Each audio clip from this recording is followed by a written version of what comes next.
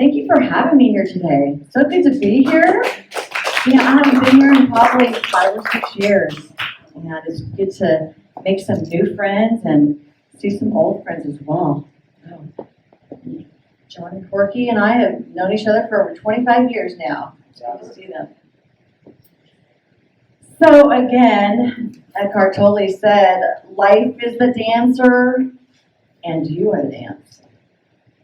When I first heard this quote, I thought, doesn't he have this backwards? Shouldn't it be the other way around? Am I not the dancer in the dancer in the dance of life? That in my head, that just made more sense. So after some thought and some conversation with my wife's husband, who has been in this science of mine his whole life, I came to understand this truth, and I believe it represents the perfect paradox of life. We're often told that we are the architects of our own lives, right? And then we're also told, do not blueprint the how, because God does that. And then we know that God and I are one, and that we are seemingly the centers of our own universe. But God is an infinite sphere whose center is everywhere and circumference is nowhere. So paradox, confusion, maybe both. So most of my life I've been a dancer. I was trained initially in ballet and went on to jazz, did hip hop, and dabbled in salsa. And so when I heard this quote, it was so difficult for me to grasp. I'm like, I'm the dancer and I'm creating this dance. But in order to understand Eckhart Tolle's wisdom, I had to let go of that old paradigm in my head. I had to release that and open myself up to a different way of thinking, a different way of hearing how it was being conveyed. Eckhart says, life is dancing the life of form. Every human being and everything that exists is part of the dance of life. That very consciousness that moves you, that animates your being, every cell of your body that produces thoughts to, the very consciousness that you are, is the one life, or God. So, the dancer, which could be also the choreographer, is God, life itself, first cause, whatever you want to call it. And we are the conduits of it, the dance, the performance. So that makes sense to me. As Joel Goldsmith said in that lovely reading by Larry, we are the expression manifesting as individual being, yet we're not separate from it. So the dancer or spirit is the creator and source that knows exactly what steps are to be created and expressed within the dance. So another part of me is a musician, and so in our conversation, we spoke about how Eckhart's wisdom could be conveyed through music. So if you consider a symphony by Beethoven, first cause, or the composer, the musician, conceived the symphony. But we, the expression, are the music, are the instruments of God bringing it into form. So, underneath all this confusion between the dancer and the dance, the musician and the music, just lies one fundamental truth, and that is that life lives us. Life lives us. I believe it's our highest calling to let God have his way with us. It's our highest calling to truly practice that oneness that's so ingrained in this science of mind philosophy and not separate ourselves from anyone or anything. The great Buddhist monk Thich Nhat Hanh calls this emptiness. It's being so full of spirit that there can be no self-existence apart from God, apart from the infinite. It's being so tuned into life that all the stuff that's going on around us, and we know there's always stuff going on around us, we can be let go of, and we can more easily see life through the eyes of truth and allow our highest selves as servants of God's love to show up. So in that Ricky Byers song, Use Me, she says, command my hands, what must they do? Command my life, it's here for you. And she goes on to say, show me all that I must do. Now, command my hands is our calling to allow the dancer or spirit to show us the next steps in the dance, to show us what we are called to do. And within this calling is to know that we do not need to control any of it. There is such freedom in that. Such freedom in letting go and letting God. A freedom of being in control without controlling. Another paradox? Maybe. We express ourselves best and have our most gracious experiences when we let go and allow the flow of life to move through our every action and activity. And Ernest Holmes wrote this beautiful poem about letting go that I wanted to share with you this morning. She let go. Without a thought or word, she let go. She let go of the fear. She let go of the judgments. She let go of the confluence of opinions swarming around her head. She let go of the committee of indecision within her. She let go of all the right reasons, wholly and completely, without hesitation or worry. She just let go. She didn't ask anyone for advice. She didn't read a book on how to let go. She didn't search the scriptures. She just let go. She let go of all the memories that held her back. She let go of the anxiety that kept her from moving forward. She let go of the planning and all the calculations about how to do it just right. She didn't promise to let go. She didn't journal about it. She didn't write the projected date in her day timer. She made no public announcement and put no ad in the paper. She didn't check the weather report or read her daily horoscope. She just let go. She didn't analyze whether she should let go. She didn't call her friends to discuss the matter. She didn't do a 5-step spiritual mind treatment. She didn't call the prayer line. She didn't utter one word. She just let go. No one was around when it happened. There was no applause or congratulations. No one thanked her or praised her. No one noticed a thing. Like a leaf falling from a tree, she just let go. There was no effort. There was no struggle. It wasn't good and it wasn't bad. It was just what it was. And it is just that. In the space of letting go, she let it all be. A small smile came over her face. A light breeze blew through her, and the sun and the moon shone forevermore. When we truly get to that place of being able to let go without judgment, without reasons, without advice, without promises, without analysis, without effort or strength. I think we're so much more at peace with everything in life. And when we're more at peace with ourselves and the world, we're more consciously connected to spirit.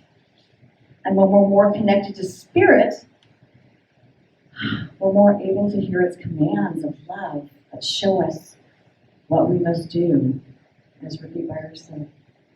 And when that happens, we're experiencing that grace in life that is always present.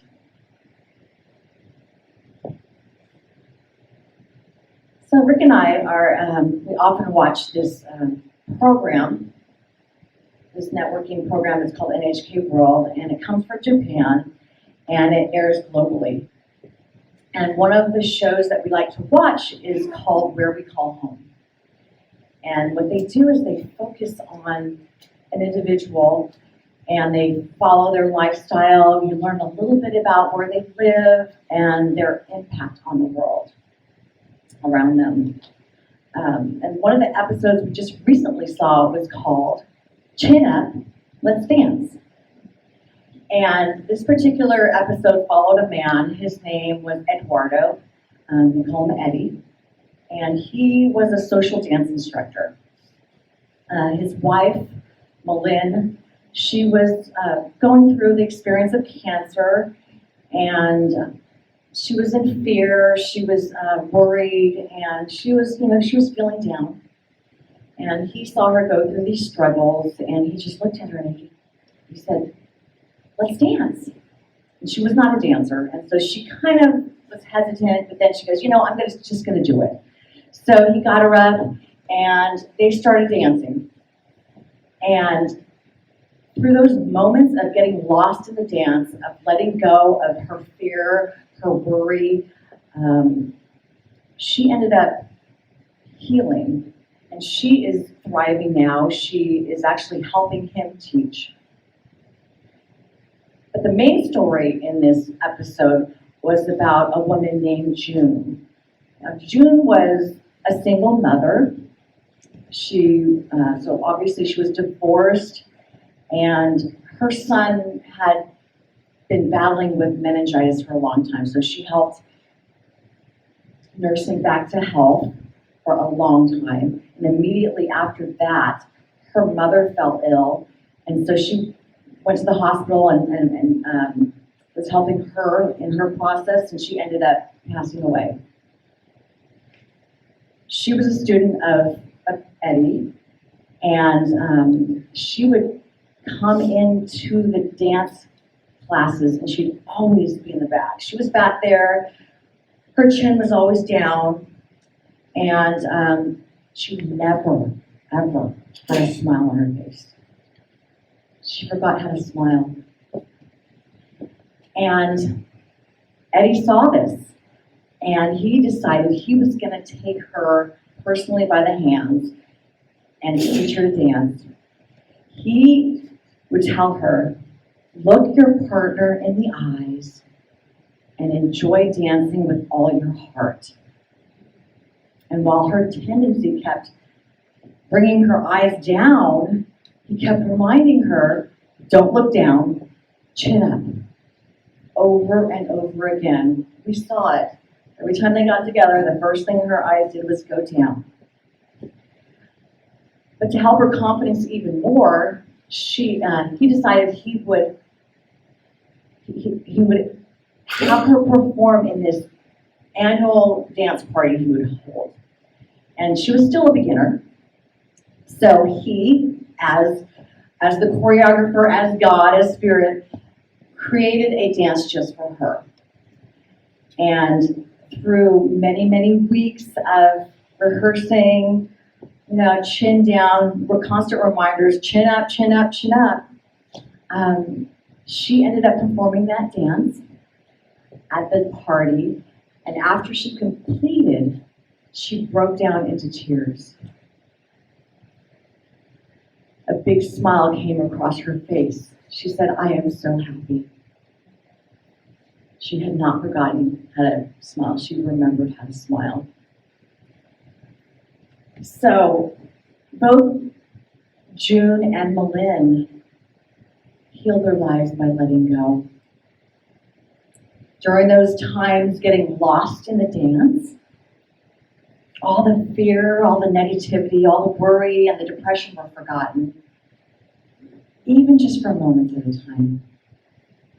They let God have its way with them, and they each began their road to recovery in their unique ways. One of my favorite dance teachers of all time had this saying. He would say, "Practice makes permanent." Not perfect, because if you practice imperfectly, you're not going to have the results of perfect. So we're being called to practice what you want to make permanent in your life. So practicing letting go over and over again helps us produce some amazing permanent results that lead us to freedom.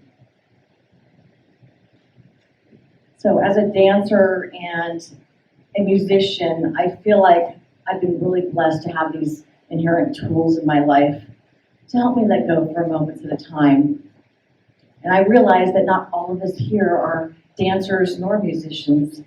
So I wanted to share with you a couple of other tools to allow you to have God have its way with us. So one of my favorites besides dancing and music is, and maybe some of yours as well, is writing, like journaling,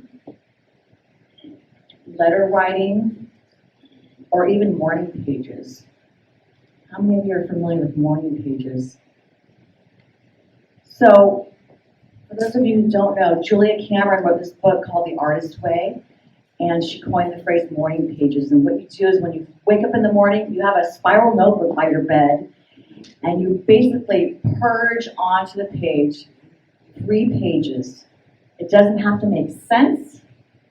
It doesn't have to, if you don't have anything to say, you just say, "I can't think of anything right now."